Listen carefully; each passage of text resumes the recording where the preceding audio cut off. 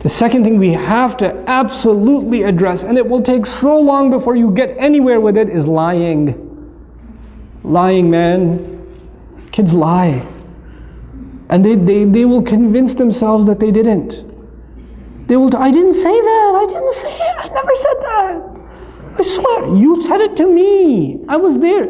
I didn't. I recorded it. Here's the video. I didn't say it. I swear I didn't. They'll watch the video and say I didn't do it. They did not.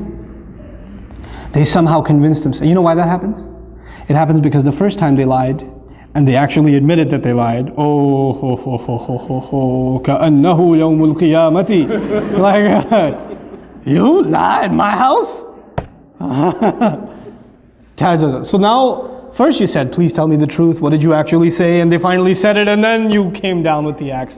So the next time, like, I will take all of this. But once I admit that I lied, I know what comes next.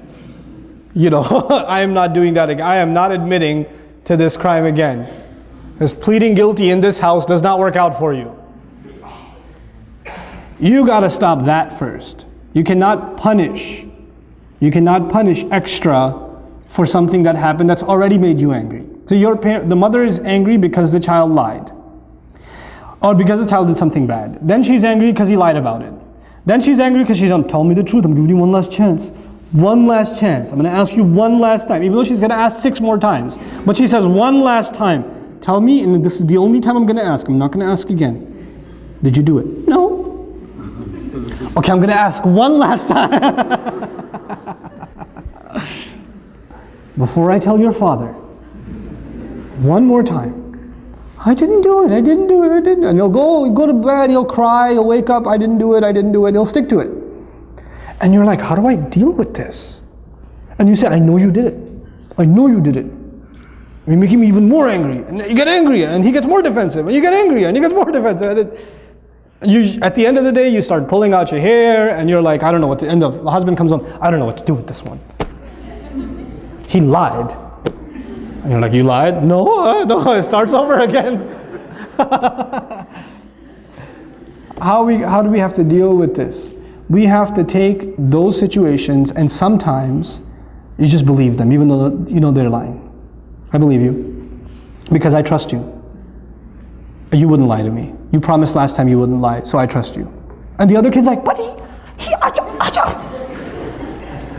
I trust him. You're fine. You're not in trouble. And let him get away with a lie 3 or 4 times.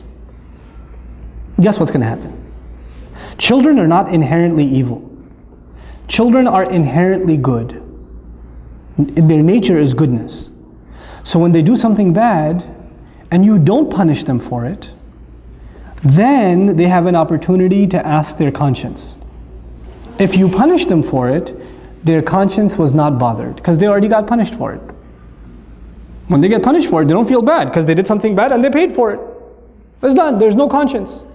But if you don't punish them once in a while, I said pick your battles. You don't have to get them for every time.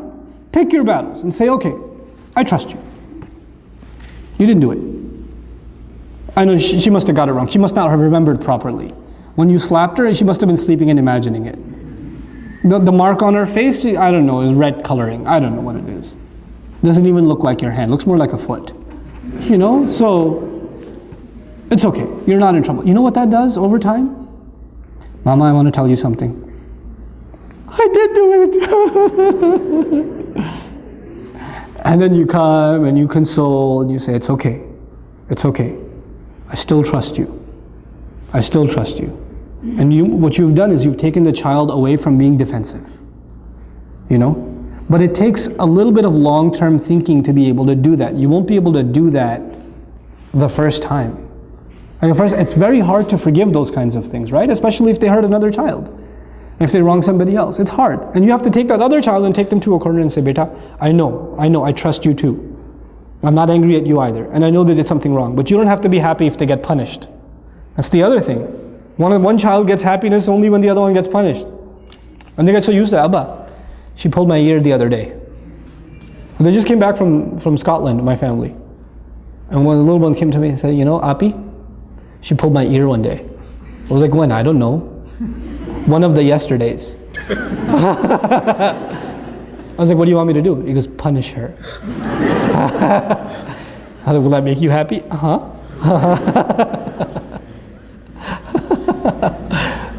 Sometimes kids do that. They get a kick out of the other one getting punished. They do. You don't want to create that either. With little kids, with the 2-year-old, it's okay. You want to entertain them. So you bring the older one and you slap your own arm a couple of times and you tell her to say, ow. You know, and she says, ow, ow, it hurts. And then, you happy now, Walid? Yeah. That's cool. But with older kids, when they get happy when the other one gets punished, that's a problem. That's a punishable offense. That itself is a punishable offense. Why are you happy? What do you get out of that? You know? That's something we have to address with our children. So there are 2 things so far. Tantrums, lying. Lying. And lying, it's a long-term process. You don't get lying out of somebody's system right away. Especially because they don't even see it as lying anymore. They just see it as saving themselves. And kids, when they lie a lot, you know what happens? They actually start believing it themselves. They become better than any actor you have ever seen. They take on the role, boy. They will own it. And so you become extremely dumbfounded. Where do you even begin? Well, begin by not tackling it.